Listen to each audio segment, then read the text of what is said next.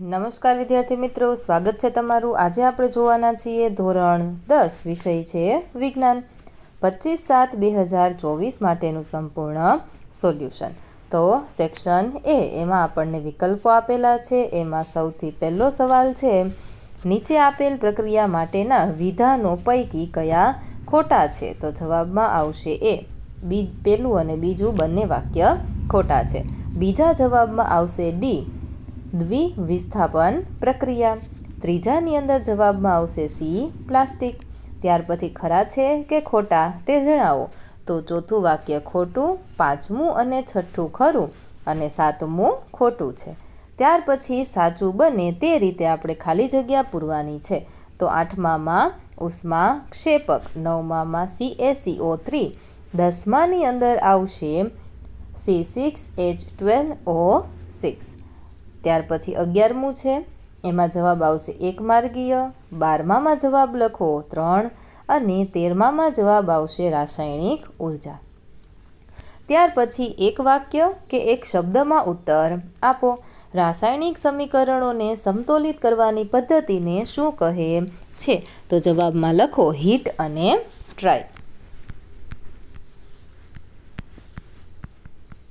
ત્યાર પછી 15મું, UNEPનું પૂરું નામ જણાવો। તો આપણે જવાબમાં લખો યુનાઇટેડ નેશન્સ એન્વાયરમેન્ટ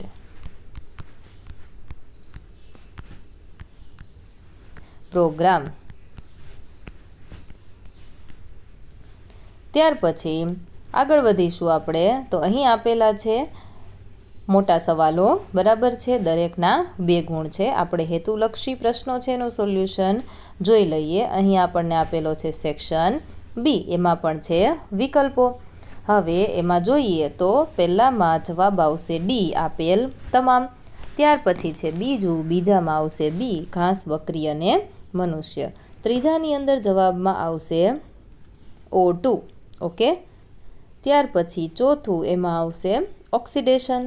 પાંચમાની અંદર એક વાક્યમાં જવાબ લખવાના કીધા છે, તો જવાબમાં લખો, પાંચમાની અંદર આવશે નાઇટ્રોજન। ત્યાર પછી છઠ્ઠાની અંદર આવશે AgCl, AgI। ત્યાર પછી સાતમું, એમાં આવશે હાઇડ્રોજન।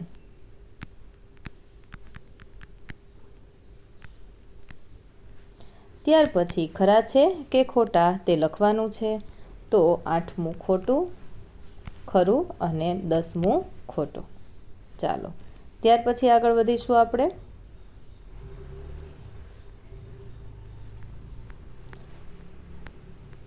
સેક્શન સી તરફ। તો એમાં પહેલાનો જવાબ આવશે એ, બીજામાં ડી, આપેલ તમામ। ત્યાર પછી ત્રીજામાં મોર, ચોથામાં એ, પાંચમાની અંદર સી જવાબ આવશે।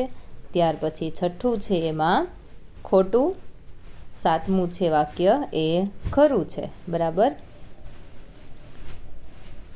ત્યાર પછી આઠમું, પ્લાસ્ટિક જૈવ વિઘટનીય પદાર્થ છે। આ તમારે કમેન્ટમાં જણાવવાનું છે, ખૂબ જ સરળ એવું ખરું ખોટું છે। ત્યાર પછી નવમામાં આવશે ખોટું। ત્યાર પછી સાચું બને એ રીતે ખાલી જગ્યાઓ આપણે લખીએ। તો 10મામાં અજૈવિક, 11માની અંદર પોષક સ્તર અને 12મામાં CFC, ક્લોરોફ્લોરોકાર્બન। 13મો સવાલ એ જ પૂછેલો છે, CFCનું પૂરું નામ જણાવો। તો તમારે લખવાનું ક્લોરોફ્લોરોકાર્બન। ત્યાર પછી માછલી ઘર કેવા પ્રકારનું નિવસન તંત્ર છે? તો જવાબમાં લખો કૃત્રિમ। 15મું, માનવીમાં ત્વચાના કેન્સર માટે કયા વિકિરણો જવાબદાર છે? તો પારજાંબલી વિકિરણો।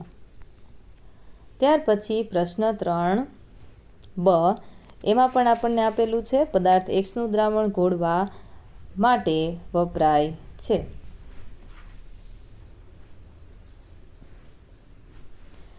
ત્યાર પછી બીજું, એવી રીતે ઘણા બધા અહીં સવાલ આપેલા છે, ઓકે।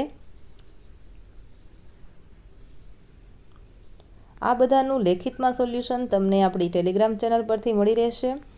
તો PDF ડાઉનલોડ કરવી હોય તો તમે એની લિંક ડિસ્ક્રિપ્શન બોક્સની અંદર જોઈ શકો છો. ત્યાંથી તમારે લિંક ક્લિક કરી અને PDF ડાઉનલોડ કરી લેવાની છે. સોલ્યુશન કરવાની ટૂંકમાં ખૂબ મજા આવી હોય તો વિડીયોને લાઇક કરો, તમારા મિત્ર સાથે શેર કરી ચેનલને સબસ્ક્રાઈબ કરવાનું ભૂલશો નહીં. આભાર.